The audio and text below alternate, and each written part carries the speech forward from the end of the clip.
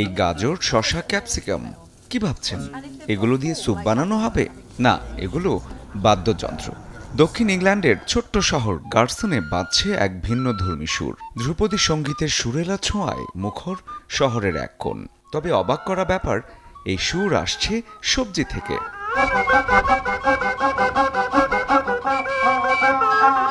লন্ডনের vegetable orchestra দল 4 সদস্য মিলে পরিবেশন করছেন শাস্ত্রীয় সঙ্গীত, পপ হিট আর এমনকি ডিজনির সেই প্রিয় সুরগুলো।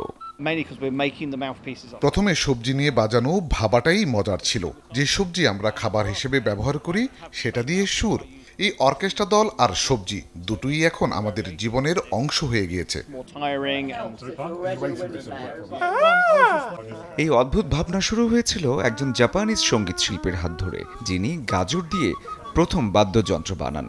আর সেখান থেকে জন্ম নেয় এই ব্যতিক্রমী সঙ্গীত ধারা। প্রতিটি সুর তৈরির আগে বেছে নেওয়া হয় টাটকা সবজি।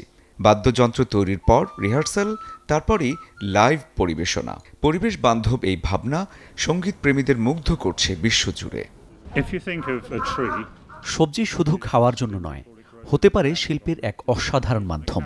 গার্সনের রাস্তায় আজ তাই শুধু গান নয়, বাজছে এক নতুন ভাবনার গল্প। সবজির মধ্যেও লুকিয়ে থাকতে পারে সুরের ছোঁয়া। এমন ব্যতিক্রমী আয়োজনে প্রাণ খুঁজে পায় আমাদের প্রতিদিনের জীবনও। শরীফুল হক, চ্যানেল 24।